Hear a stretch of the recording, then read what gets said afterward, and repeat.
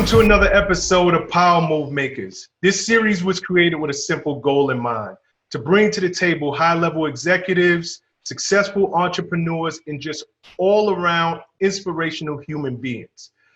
This week, I have the pleasure of welcoming to our show a rock star that you probably never heard of in corporate America, marketing, digital media. Mr. Detavio Samuels, welcome to the Power Move Maker series. Yes, sir. It's a blessing to be here. Thank you for having me, brother. You know something? I'm gonna get right into it. Okay. You got a big announcement. Yeah. Can you announce it to our audience? Yeah, big changes. So as of June 1st, I'm leaving. I just left my old job, and as of June 1st, I'm starting a new position out here in LA, working underneath Puffy at Revolt. I'll be the chief operating officer over there, overseeing all things related to content, whether it's acquisitions, creation of originals, everything that comes out of the marketing department. All of those things will be my team. Oh, congratulations, brother. Congratulations. Thank you, brother. I'm excited. Yeah. You know, I am an original member of the Bad Boy family, so Revolt and all things Shawn related are near and dear to my heart. You are into a great system. Thank you, brother. That's what I'm praying for. That's what I'm believing for. Nah, so in doing so, obviously you had to leave New York because you were here in New York for a few years. You're now out in Cali. How'd that move go for you? Man, the move has been tough. Well, it's been blessing and a curse, right? There's some good and some bad. So, of course, I had to put my family on the plane and fly 6 hours to LA. During that time, that can be a little stressful. We've been quarantining for about 9 days right now, so feeling pretty good about that. Feeling good about just being in LA. It's definitely more open than it was in New York. It's definitely more space in the building that I'm in, pool and balcony and places to escape to during Corona. But the tough part is it's just moving during Corona, right? So right now I don't have a bed to sleep on. We don't have cable. We don't have internet. AC was broke. So everything takes longer during Corona, right? Yeah, but you know something, I would probably rather be in LA, all things considered, than here in New York. That's right. And then in 1 week when everything is together and good, I'm gonna be real happy about it all. Good for you, brother. And we're gonna get into this whole Revolt thing, but I want to go back to the beginning. Who is Detavio Samuels? First, tell me, where are you originally from? Yeah, born and raised in Denver, Colorado. That's my home. Okay. Nice. Lived a lot of places, you know, since they've been in everywhere: Detroit, New York, San Francisco, you know, now LA, but home is Colorado. Do you ever make it home? I do, and now that I'm closer, I should be able to make it home a little bit more often. So you still have family out there? Just my mom. She's the only one that's left, but that's all you need, so gotta go see mom. That's it. Maybe convince her to come over to LA with you.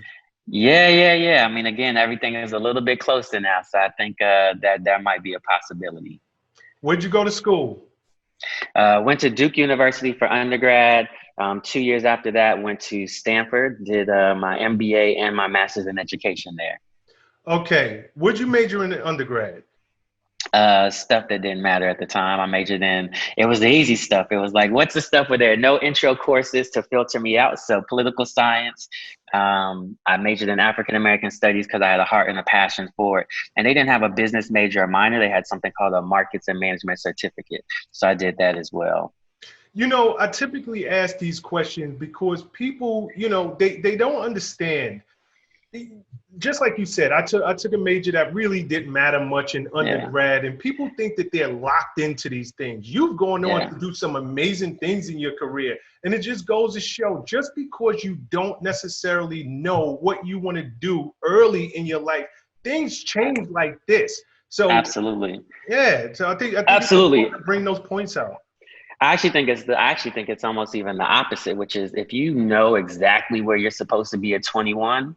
I think something's wrong. There's no way for a 21-year-old to know who they're supposed to be at 30, at 40, at 50, right? The best you can be is directionally accurate and be pointed in the right direction, but then you just got to be open to where and however spirit moves.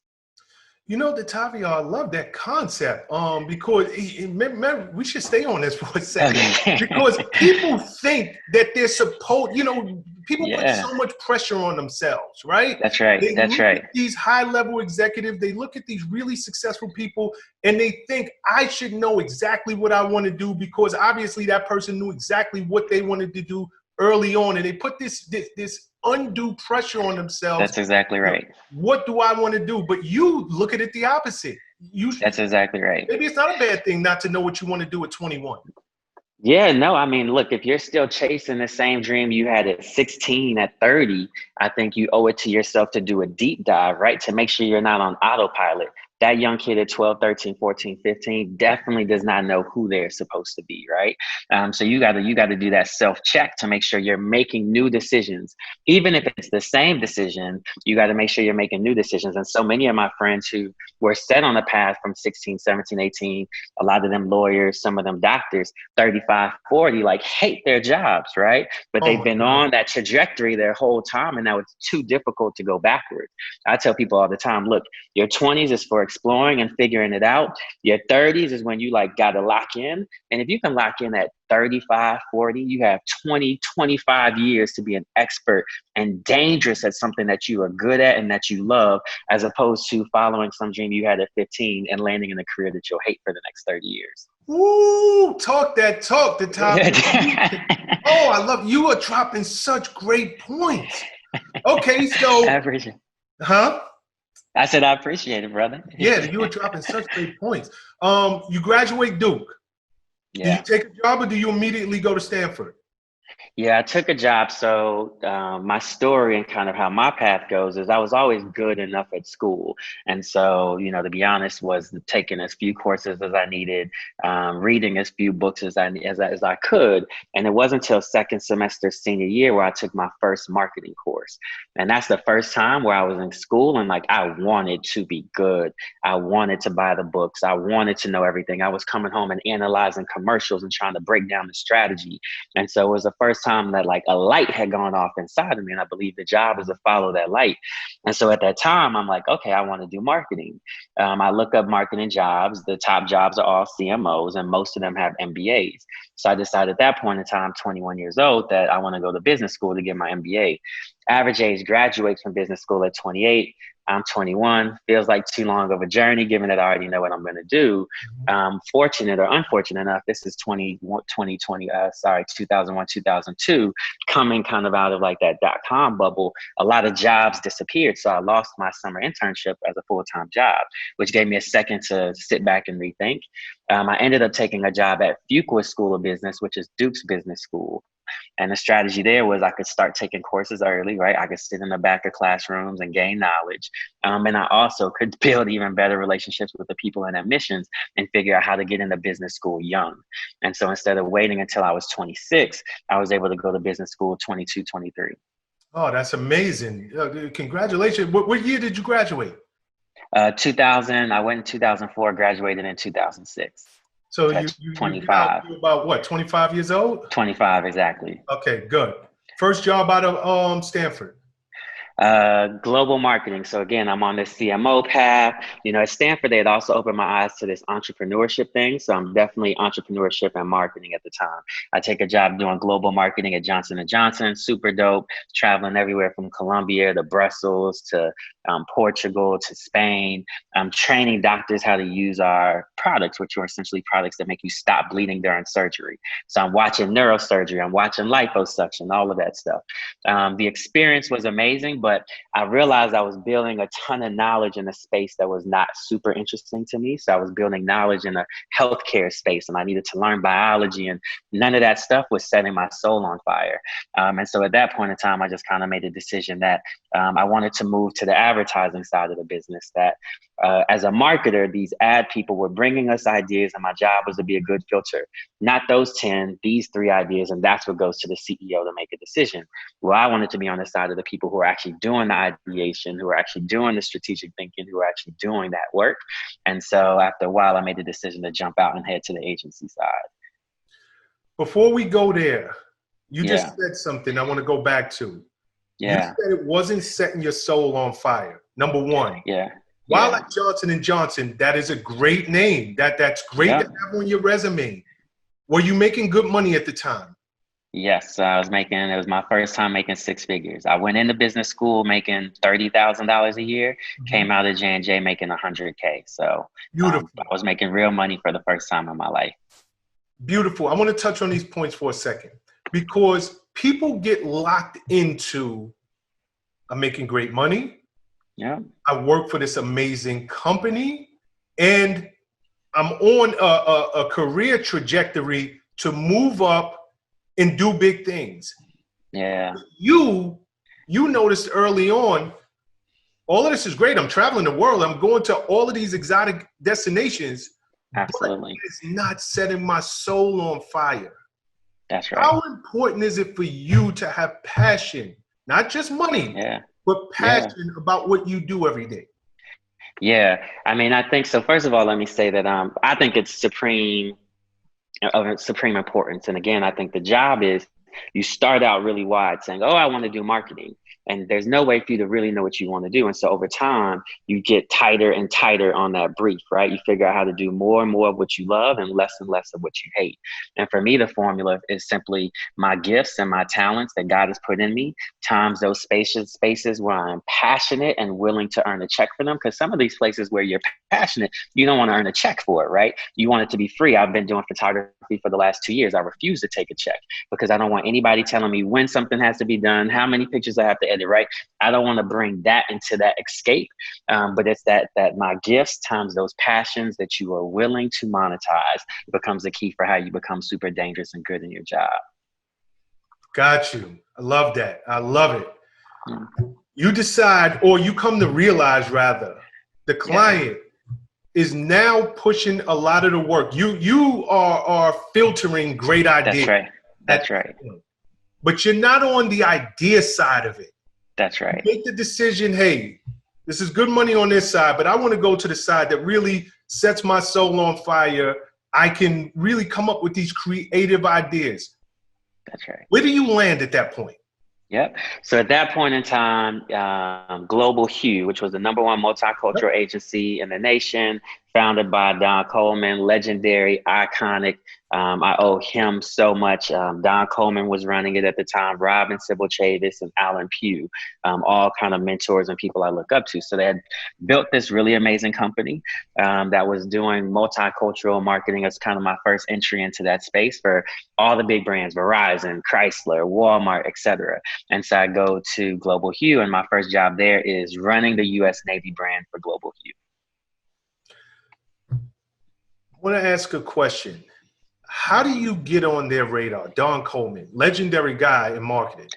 Yeah. People just don't appear on his radar. How does this happen? Sure. Connection. So Rob Chavis, who was a vice chairman at Global Hue, was also a fraternity brother of mine. Now, Rob and I didn't go to Which Duke at the Prez? same time. Kappa Alpha Psi. I should have guessed. Okay, I'll forgive you on that one. Okay. I was, you wait to see, like, do we have a connection? Okay. my brother, my blood brother is that as well. So nothing but love from this There you side. go. So Rob is older than me at Duke, but he's now a key player at Global Hue. He hears and learns that I'm interested in leaving the client side and going to the advertising side. And so he's the one that kind of says, hey, Detavio, would you be interested in coming here? I'll be honest, I don't think I've never gotten a job by applying into a black box, right? Every job I've ever gotten has been because someone on that side I was able to connect with. And that's what ends up opening the door. Even as we move on with your story, because you have Sure. ended up at much larger brands, I love to ask these questions like, how do you get on these people's radar? Because so many people are out there and they're hustling and they're doing all that they know how to do.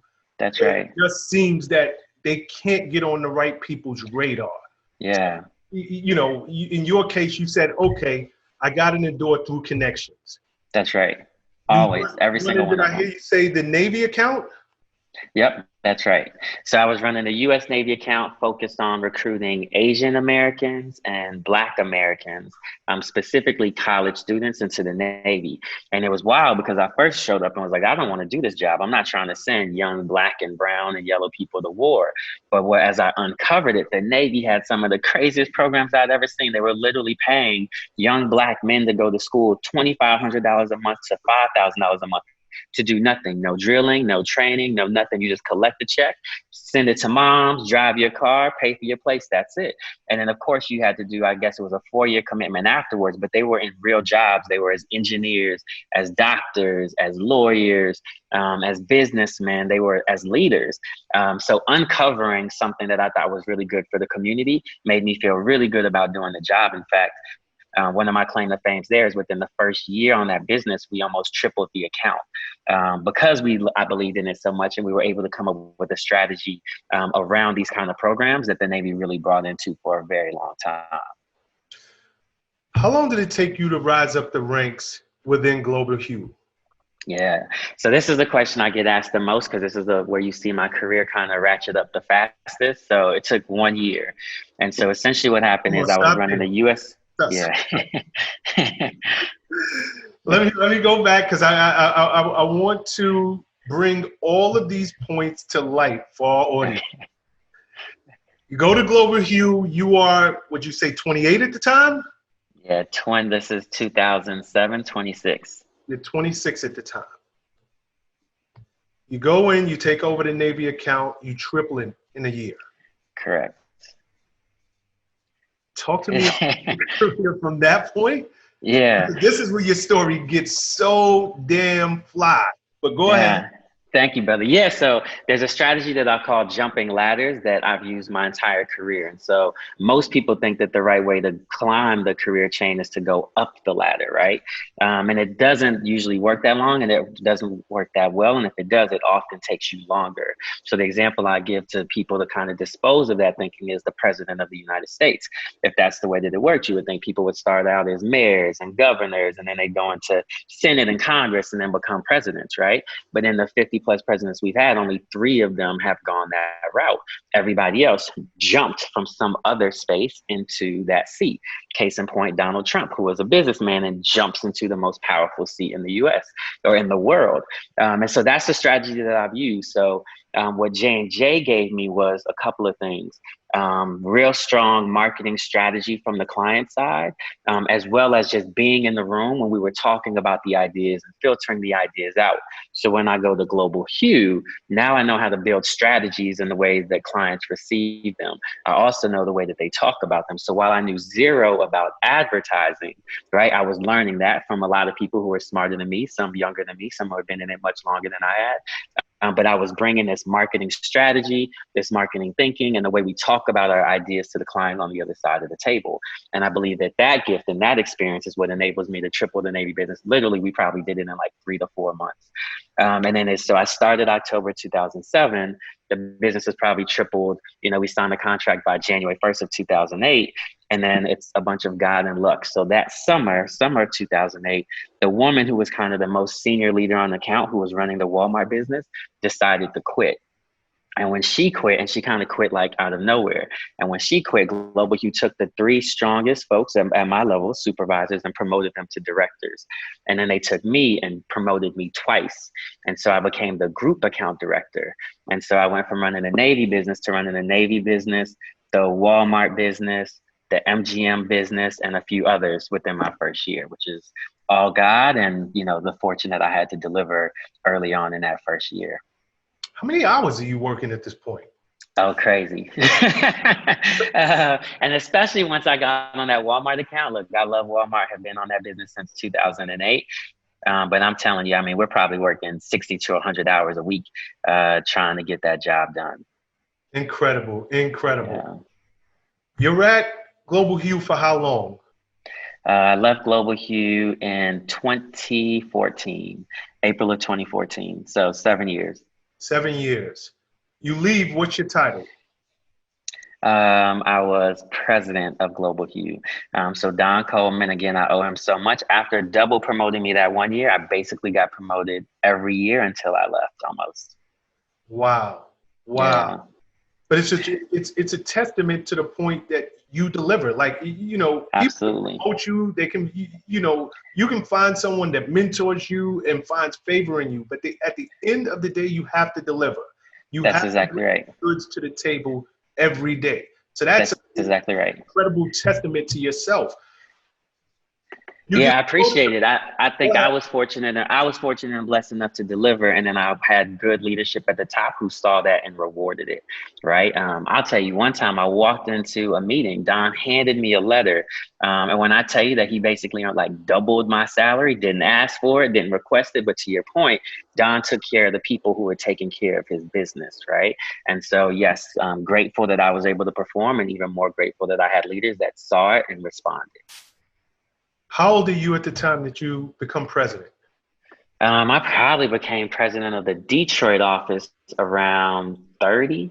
And then by the time I leave in 2014, I'm overseeing what's left of the New York office and Detroit. So both of the offices that we have. And at that point in time when I left, let's see, I'm 33. So probably between 30 to 33 is when I was president there. So this is why I started this conversation off by calling you one of the youngest and brightest in corporate Mm-hmm. America. You like that is a rock star move. Like you are at that point so young and you're Mm-hmm. over millions and millions and millions of dollars in business. Absolutely. What is the sense of pressure like at that point for you? Because most people 29, 30 years Yeah. old, they're kind of just getting their footing in at a company. They've probably been there for Yeah. a few years. Maybe they have gotten one promotion, but you're Yeah. running not just the Detroit office, but what's left of the New York office. How do you handle that pressure? Yeah, I will definitely say it was a lot of pressure for a lot of reasons. One, pressure for the families in the room, right? So I'm very aware that the work that I do and the strategy that I drive and the direction that it's responsible for feeding families, right? And at Global Few, at that time we're hundreds of people, right? So hundreds of families on the line, and that's always a ton of pressure. Being young also is difficult. So I never forget walking into meet the global CEO of Jeep for the first time, for him to learn that I'm running his business in the US, not just Black people, but Black, white, brown, right, total market. And he looks across the table like, can you even drive a Jeep, right? Looking at my baby face, my man's like, are you even 16 years old? And so then you feel the pressure to perform, right? Because people are going to look at you like, this kid may not be able to get the job done. And then, of course, you have all the people, the mentors, the coaches, the Dons, the Allens who believed in me and enough to set me in that role. And so you just don't want to fail any of them. So for sure, the pressure is heavy. But at the end of the day, I believe that emotions are directions, or sorry, emotions are data, not direction, right? So you may feel the stress and you may feel the pressure, but that doesn't mean that stops you or that you allow that to hold you back. It just means you take the data, you feel it, and then you just got to go figure out how to deliver and win. Dope. Like, let's stay there for a second. I want to zone in on that. Yeah. Emotions are data, not direction. That's exactly right. Too often people use the data, the emotions to guide their behaviors and their actions, right? For me, it just has to be data that you feel, you compartmentalize it, and then you just got to stay focused on the task at hand. I love that. I love that. We're going to highlight that in one of the segments Okay. I release. Okay. I love it. Talk to me. You're a young president. Like you said, Yeah. you walk into a meeting with the CEO of Jeep. Yeah. I have to believe this is a 65, 60 plus white man at least. Yeah. Definitely high, definitely 50 something white man. Yeah. Global too. This isn't Jeep Globally. US. This is, yeah, the global head. Correct. Talk to me about two different things. Number one, you moved up the rank so quickly within your own company. Mm-hmm. You go from peer to now being boss. Mm-hmm. How do you handle that? And Yeah. also, how do you handle being this young, hotshot executive now dealing with people on global business and they're looking at you like you're just a kid? Yeah. Yeah. So talk about dealing with my peers first and foremost. So definitely that one was interesting, right? And it's actually something I still don't know that I've ever gotten over, meaning I was able to acquire success at such a young age.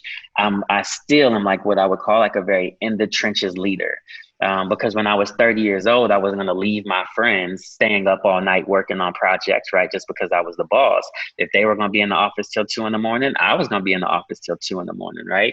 And so that has become a gift and a great piece of my leadership style because I'm accessible, because I've never felt, I think if it takes you 30 years to get here, you feel like there's a space between you and everybody else and you behave a certain way. Right. Because it didn't take me that long to get there, it was like, there is no space. We are all one and the same. And I treat everybody like they're on my same level. And I think, like I said, that's been a gift.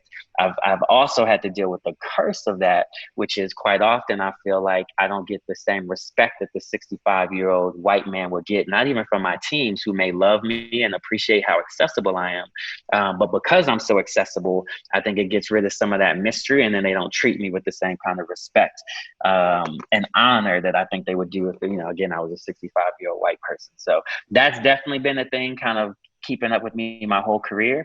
But then just in terms of how do I get their buy-in, one, I think is just making sure that they know that they are first and foremost my priority. So I always talk about growing giants, right? It's not about me, it's about the people who I get to work with, and how do I grow them into the giants that they want to be. So proving that I'm not focused on just my career and focused on shooting up to the top, but I'm focused on the people and the task at hand.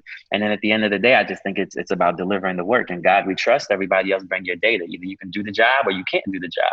And I think my ability to demonstrate that I could build the strategies that could sell, and that I could sell the creative, and that our creators have come up with, my continuous ability to deliver results for the group, I think earned me the respect and love to help me do the job that I needed to do.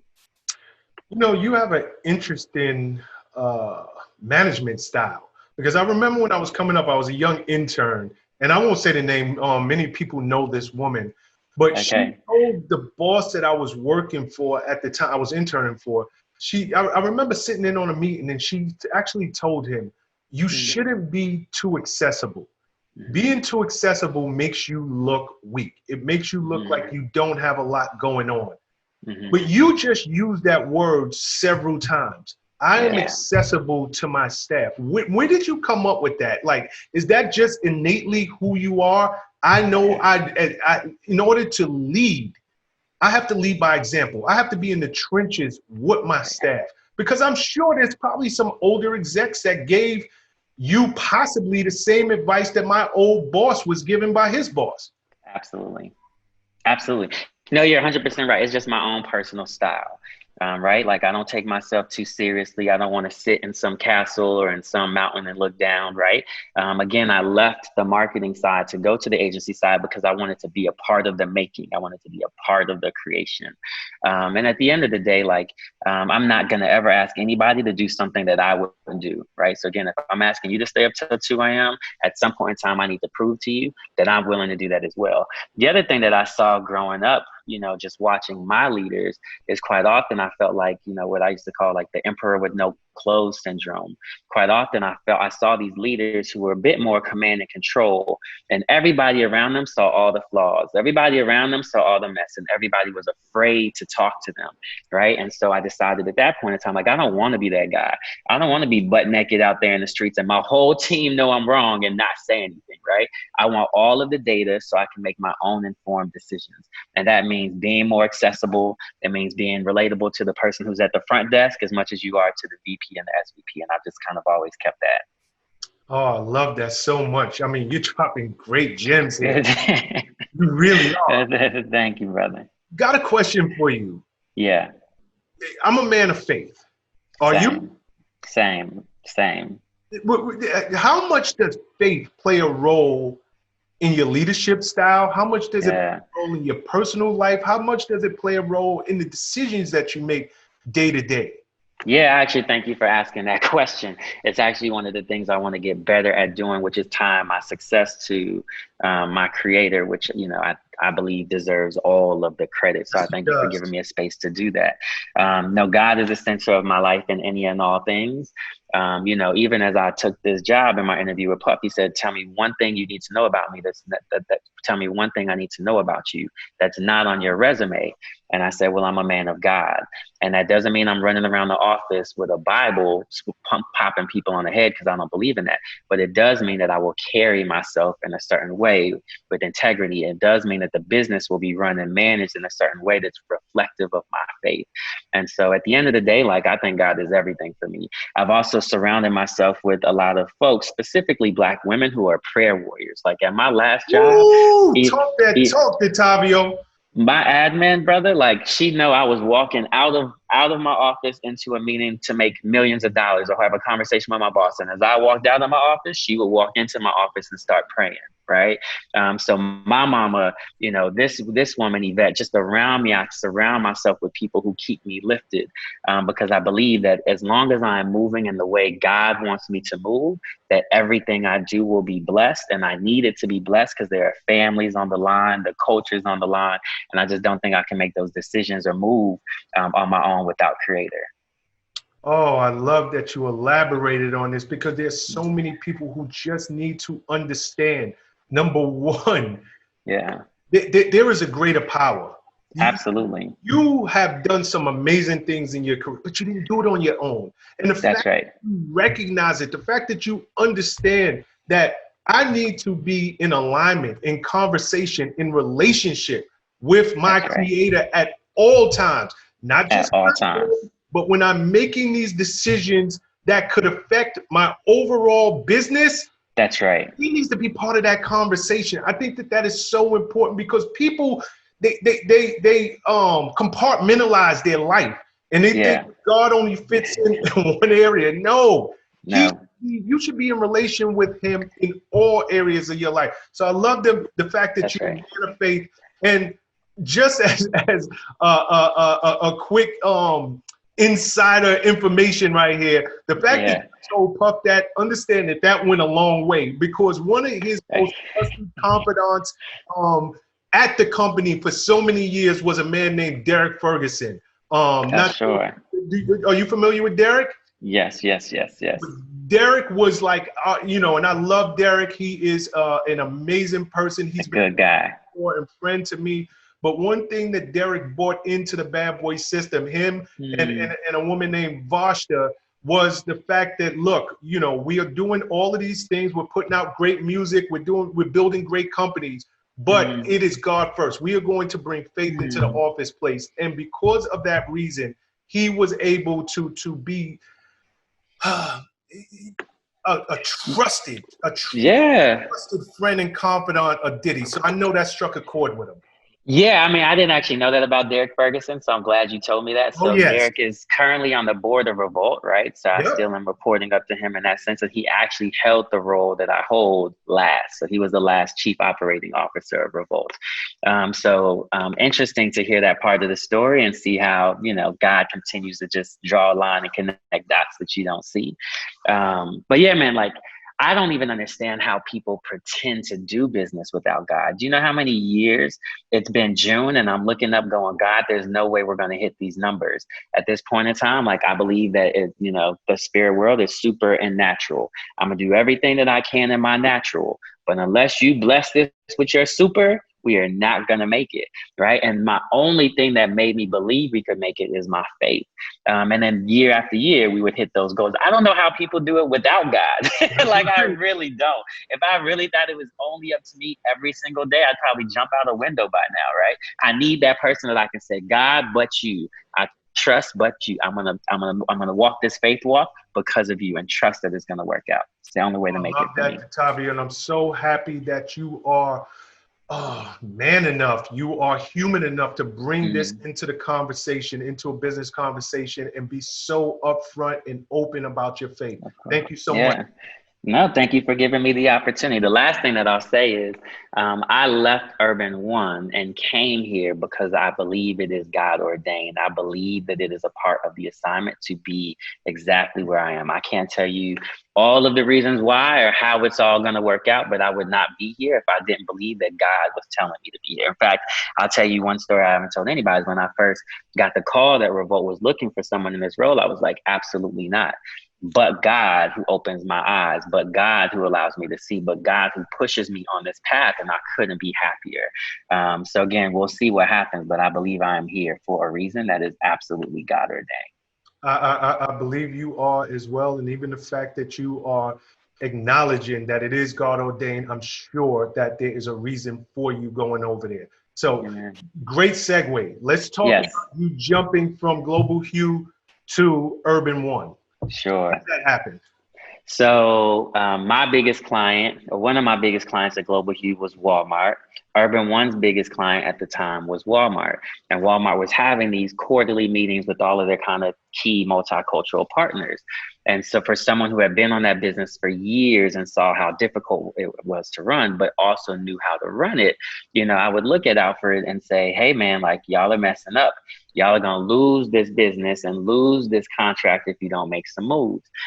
So that's how Alfred and I kind of get to know each other and build Now stop relationship. there But for a second. I know who yeah, Alfred is. For the audience, let yes. everybody know who Alfred is. Alfred Liggins is the CEO of Urban One. So Kathy Hughes is the founder and the mama, and then her son, Alfred Liggins, who was my boss for the last 6 years, is the CEO and runs the business on a day-to-day level.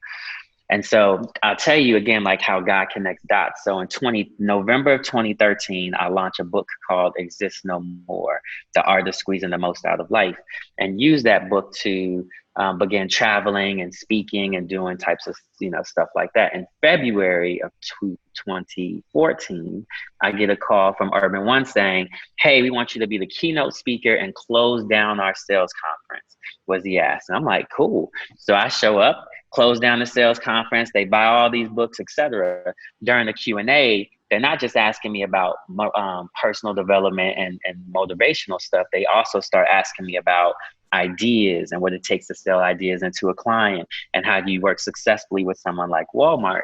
And when I finished that conversation, I get a call the next day from the person who was the chief revenue officer at the time. And he says, Detavio, I know you don't know this, but I resigned this week. And Alfred told me to figure out who my replacement was. And I didn't know who to tell him until I saw you speak yesterday. I really think you got to come have a conversation with Alfred. And so he reconnects me to Alfred. Again, Alfred and I had these conversations about how I can move his business. And that's why I ended up jumping over to the Alfred side. Well, that's how I ended up jumping over. There's more reasons why I jumped, but that's how I jumped. Wonderful, wonderful. You go over there. What's your position?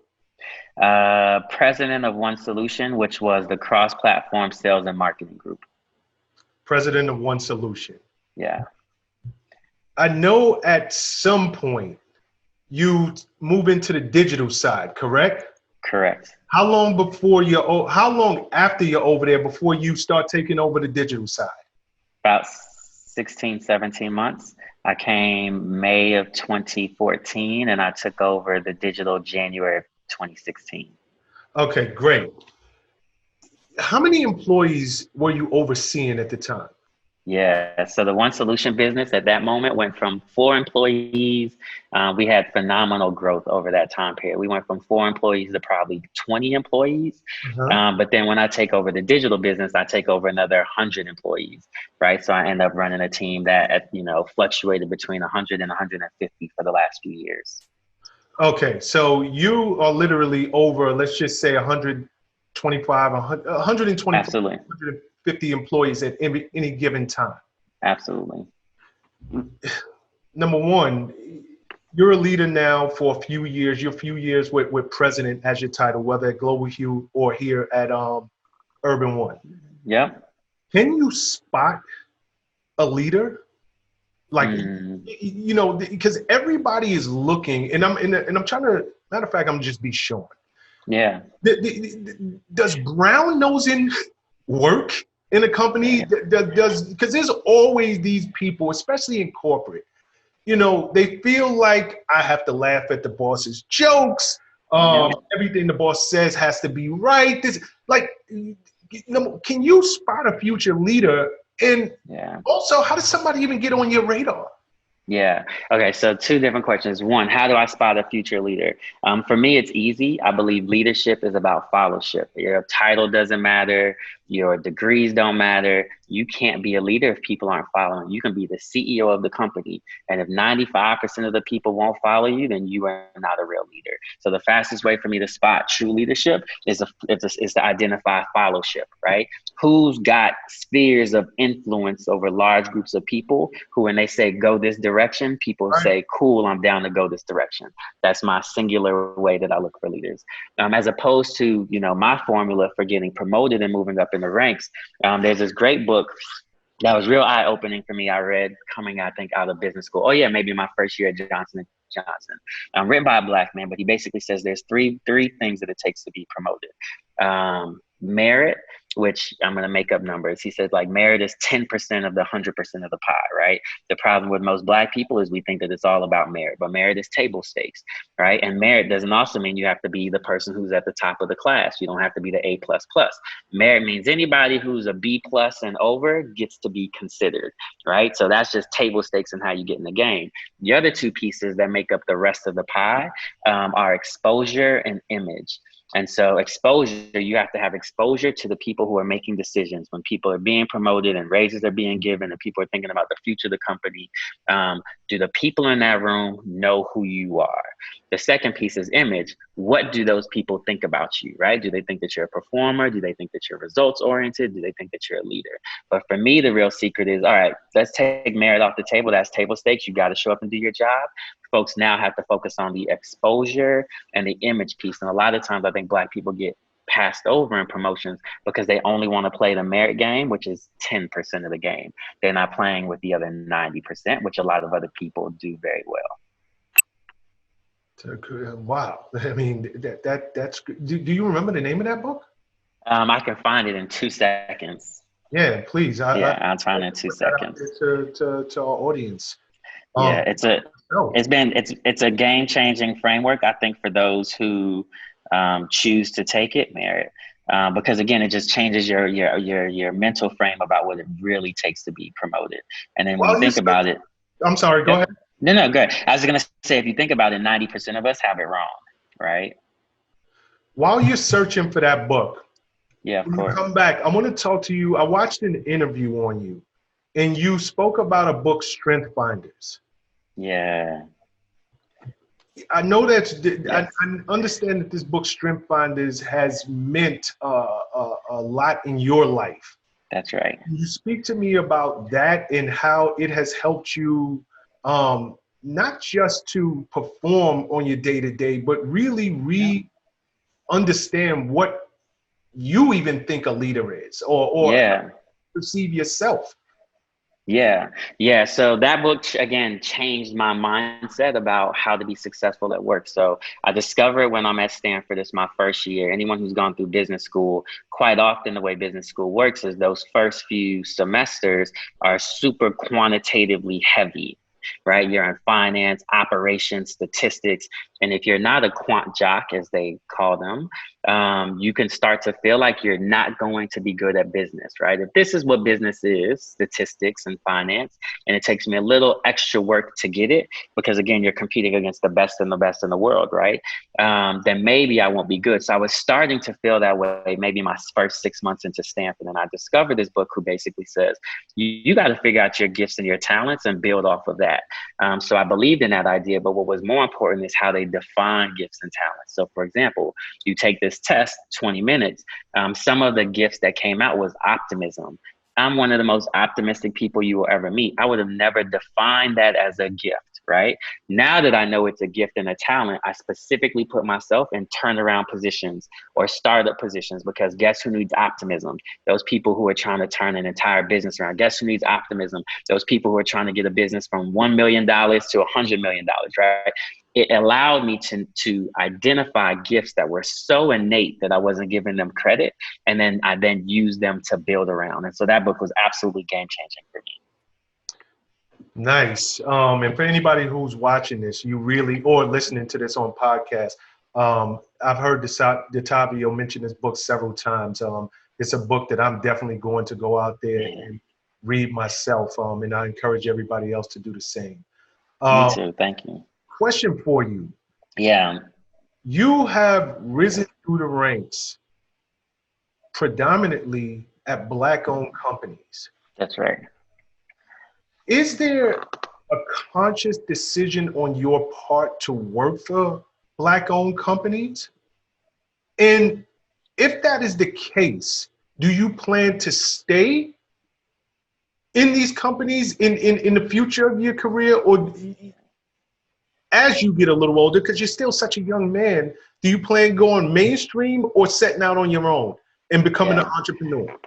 Yeah, that's a great question. So I can absolutely say it was not intentional, right? I stumbled into Global Hue, and that's my first kind of break in the kind of cultural marketing. Loved it. J&J I was going to work with, the average person was 45-year-old white male with kids at home. I was going to an ad agency where the average age was 27 years old, and we were listening to Biggie and Pac and salsa music, and it was like, an amazing experience. As I leave Global Hue or think about leaving Global Hue, I say, I'm never going to do Black again. It's such a hard sell to try to convince white folks at the top to believe in the power of Black culture and Black people. And then somehow I end up at Urban One, right? And I'm sure I'm there and I go, all right, I'm tired of this. I'm never going to do this again. And then boom, here I am at Revolt. So it is absolutely true that I care about my people and my culture. I believe it's a little bit like you see professors who go to HBCUs or PWIs. Neither one is better than the other. They're all just reflective of your theory of change. Some people believe you got to go to the Black school and teach our Black folks and rise them up. My father was a professor for 30 years. He taught at the University of Utah. He taught white kids about Black culture. His theory of change was if I teach them about Black people here, they will be better leaders and better to us growing up. So it's just about your theory of change. So I would say my theory of change for the last 15 years has heavily been rooted in Black culture, trying to make sure that the people who are responsible for creating this global culture that we love get the love and economic reward for their genius that they deserve. I am happy right now fighting for the side of the culture because I think we need people on this side doing the work. You also need people on the other side because those people need the green light budget. So again, everybody's important, just different theories of change. Got you. Let's go. I found a book for you if you want it. Oh, please. It's called Empowering Yourself, The Organizational Game Revealed by Harvey J. Coleman. Empowering Yourself, The Organizational Game Revealed, Harvey J. Coleman. If I remember right, it's basically a brother who was passed over for 3 years at Xerox, even though he was the top performing person in his department. And again, this is how he realizes it's not just merit, it's these other two pieces that I haven't been playing the game with. And he decides to play the game and then finally gets the promotion. Wow. Yeah. Should we start reading that book first before? I think you can read the cliff notes on this book. Got you. Once you have the framework, once you have I think you're good. Spoke about that author being passed over. I want to talk about, we're living in a real world pandemic crisis. The unemployment rate is through the roof right now. For people who are trying to find work at this moment, what is your advice to them? How do they stand out? Corporations are receiving hundreds of thousands of resumes daily. Absolutely. Do you have any advice for that matter for anyone who's sitting home, qualified, have the skill set, have the experience, but they just want to work? And right now, for every job that's hiring, every company that's hiring, there are literally thousands of applicants. That's right. Yeah, so I have a couple of thoughts on that. My first one is don't be afraid to take a bridge job. Because there's such limited jobs that exist, you may not get that perfect, ideal job this time around. Making sure that you have a job so you can pay your bills, feed your family, and ideally continue to build skill sets in the space that you ultimately want to be, is kind of the holy grail. But don't be afraid to take a bridge job would be my first part. The second part is demonstrable interest. So I always, when I'm talking to folks, I'm like, don't just tell me you want to do content. What is your demonstrate that you are truly interested in that. If you are, and you want to do film, you could be out shooting with an iPhone. You could be doing all of these things that show me that you really, really, truly believe. I think those types of things separate you from everybody else who just has a piece of paper that says, I can or I should do this, right? The third thing that I think is there's just tremendous opportunity specifically for young people, to help people at the top of organizations. So many of us have lost employees, layoffs, furloughs, etc. I think there's a huge opportunity for folks to come in and say, how can I help and support, even if it doesn't necessarily cost me money? Hey, brother, this is what you're working on. Let me go do this research for you. I think for millennials specifically, they have so much to add to boomers who are at the top, right? Teach me, not me personally, but teach them social media. Teach them how this digital world works. There's so much value you can add. And guess what? When those jobs open up, guess who is the first people who are going to get those phone calls? Those people who have been helping execs out, the entire way. So I think those are just a couple of things. The last thing that I'll just say is, to your point, a lot of times we apply to jobs as if we're the only one applying. And my rule is, like, you have to assume that there's 5,000 other people applying for that job and what specifically is going to make you stand out. You're not applying to hit go on a black box. You're applying to stand out. And so you've got to find those ways. I think a couple ways to do it is demonstrable interest and get in and see how you can help people, even if you don't get a check immediately. Great advice. Great advice. You just spoke about digital. Let's go back to you being over at Urban One specifically, on the digital side. You guys acquired several websites. Yeah. Under your being the boss. At the time, was this your vision? And I'm speaking about Boss off the top of my head. Sure. Bossa, Madame Noir, what was it? Was it hip hop? Yeah, that's it. And Hip Hop Wired. That's right. Hip Hop Wired. Yep. Yeah, those are three. It was this your brainchild to say, hey, we need to go and acquire these different websites? Yeah, it's a little bit of everybody, so I'm going to give everybody credit.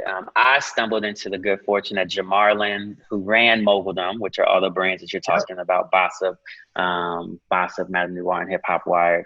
Jamarlin and Alfred had been having conversations for 5 years about potential acquisition, and had just never been able to get to a deal. So I come in this time when they're trying to have new conversation, and I'm able to help them get to a deal. It was mission critical for us as we were trying to figure out how to be the biggest player in Black. So we needed the scale. And so strategically it fit in that moment. And so, yes, was able to contribute, but it was a conversation that had been happening for years. I will say this, that if we hadn't acquired it, I think my tenure at I1 might have gone very differently. Those brands became pretty critical to sustaining our success through the years. So glad that we made the move. Oh, congratulations on that. Yeah, thank you, brother. Wow. And at the same time, you launched Cassius Life. Correct. So go ahead. Yeah, so Cassius was an interesting endeavor. I won't say that it was a raging success, but look, I believe in strategy and I believe in bets, and we were making a bet that I still believe can work. So right now in the marketplace, Complex to me is kind of the definitive go-to brand for cool. I think, there's a little bit of a thing in that they're owned by white folks and now owned by Verizon, right? And so they're not for us, by us. And so you can question their authenticity. You can, some people might talk about them as culture vultures, but they are a clear number one. And I've always felt like there's huge room for either a number two or someone to give them a run at that number one position. And so that's the idea from which Cassius was launched, right? We were going to go after all culture vultures. We were going to build this brand that put Black culture first and cool first, and build it not just for Black people, but for all the people who love the culture that Black people drive. And we started it out by hiring one of the baddest women in the game, who was Kiera Mayo, one of my favorite journalists, editor-in-chief ever. And then she hired a team of really amazing journalists. For me, it was the who's who of Black journalists in the game at the time. So we did everything we could to try to set ourselves up for success. So where is it at now? Does it Yeah, still exist? yeah, it does still exist. I think Cassius took a little time to find its kind of true audience. In Mhm. fact, this year we're actually seeing the brand make some really, really, really nice strides underneath the current leadership. And so the brand still exists. It's not a number one to Complex, or not, sorry, it's not a competitor or number two to Complex. It probably will never be at that scale, but it definitely has found its own audience and serves a role in the world. Yeah, I mean, you would think, I mean, obviously we all know Complex, and I don't want to spend much time on the interview speaking about Complex, Yep, but they are the 800-pound gorilla. Uh, that's right. you would think a for us, by us brand would work, would be at least able to be a number two player in the market. That's So right. I think the thought process in launching, you're spot on.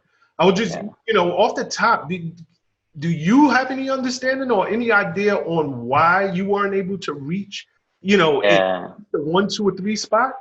Yeah. Yeah. So there's a couple of things. One, I think resource constraints, right? So it's really difficult for Black media companies to survive. If you want to have a conversation about that, I'm happy to, but it's really difficult for Black media companies to survive by focusing on Black people only. What you end up is restricted budgets and not enough resources to do the work. So there's a resource issue. While we hired some of the dopest journalists in the world, I also believe we just didn't hire enough men at the beginning for a brand who was going to be focused on men. I don't think the male voice was strong enough. And so what you actually had was some really amazing people, specifically women, who were writing for men. And if I could go back and do anything, I would have adjusted that a little bit. I think those are kind of two key reasons: more resources, more male voices, and I think the brand has an even better shot at being bigger than where it is today. Got you. Let's transition. Let's Yeah. go to Revolt for a second. You you're kind of coming in at for lack of a better, it's a weird time in the sense that Revolt just lost Andre Harrell. Number Yeah. one, did you know Andre? And if so, what do you think he means to the culture Yeah. that you're inheriting? And if you did know him, what did he mean to you? Yeah. So one of the worst parts about him passing is I did not get a chance to know Andre, right? So I'm 1 week away from Andre being a boss of mine, right? He's the vice chairman of Revolt. And unfortunately, I missed out on that opportunity to get to know him. But what I've always been very clear on is what Andre has meant to the culture, period, point blank. There you go. And then what I've gotten to learn over the last 2 weeks is what Andre meant to this Revolt team. And so as I'm stepping into this role, without question, in the back of my mind, somebody said it this way, that Revolt is the last arc in Andre Harrell's legacy. And I'm stepping into this role absolutely feeling like there's a chip on my shoulder to help prove that his last venture is just as successful and just as meaningful to the culture as all of the other stuff that he has in his past. Got you. Nah, Andre was a gem to the world. Yeah, he sounds like it. Yeah, he really was a gem to the world, and he will be dearly missed. I'm sure. Speaking of Andre, his protege, Shawn Diddy Combs, the whole world knows Shawn. Yeah. What was that interview process like for you? Yeah. Um, Interesting and amazing, right? So I've had interactions with Diddy in the past, business interactions that he probably won't even remember, right?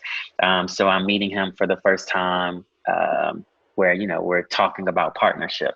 What I would say is, specifically in that first interview, he was so human, right? So you see Diddy, the billionaire, Diddy, the icon, Diddy, who's done all of this for the culture, but what I saw in my first interview that really opened up my eyes and this opportunity for me at Revolt was a man who was human, who was willing to talk from a very human perspective. As I tell him, like, look, man, I'm gonna manage any business I run with the integrity that comes from my spiritual relationship. He comes back at me and says, well, I'm gonna come at you for this, man of God thing. Like, to your point, he was like, I carry my Bible everywhere I go, right? And so the most amazing piece, at least in our first interview for me, was just getting to see how human he was, getting to see how real he was. And even though Diddy is as high up, he felt super accessible. And so that opened up a huge door for me to say this Revolt thing could be really real for me. What's your vision for Revolt? Yeah, super simple, man. Revolt is, by definition, it means the rise of a rebellion, right? The brand says rebellion in the name. And so I think you got to lean into it. I'm so impressed with how well the brand has been positioned by Diddy, Tariq, and Roma. You got a brand that stands for rebellion. You're targeting Gen Y and Gen Z, which are the most rebellious life stages of our life, right? Of adulthood. You've got hip hop, which has always been revolutionary, rebellious music, right? And so for me, the brand can't do anything but launch a rebellion, right? The brand can't do anything but be disruptive. The brand can't do anything but get all of these rebels who are culture shapers, culture makers, to rise up and do great work. And then one of the places I think we have to lean into is not just the work of moving culture from a fashion and a music perspective, but also from a social justice perspective. You can see that Diddy is really big on this social justice moment. Black people absolutely need someone to step in and say, hey, this is the platform for this conversation, and who better to lead it than the hip hop community? So what you'll see is us leaning really heavily into this like rebellion space, with a real heavy, lean on social justice, because now's the time. We're not playing no more games. Nah, I couldn't agree with you more. I could not agree with you more. If anybody wanted to get in touch with you, Detavio, where can they find you? I'm the easiest man to find. As long as you know how to spell my name, Detavio, Detavio. You can find me everywhere. It's Detavio on Twitter, on LinkedIn, on Gmail, on Instagram, on Facebook. All you have to do is Detavio, and you'll find me. Detavio, thank you so much for being part of this Power Move Maker series. You have dropped so much wisdom, and you were so open about your success and the path that it took to get there. So, on behalf of all of the listeners, I thank you so much. Continued success and blessings, brother. Thank you, brother. I just want to say thank you for giving me the opportunity. Thank you for finding me and just opening this door, brother. I love what you're doing. Appreciate that I got to be a part of the journey. And if you ever need anything else or I can be helpful, let me know. Now, I'm sure just you being part of that system, we're going to be in touch quite often. So, that sounds great. Be well, brother. All right, brother. Respect, man. Much love.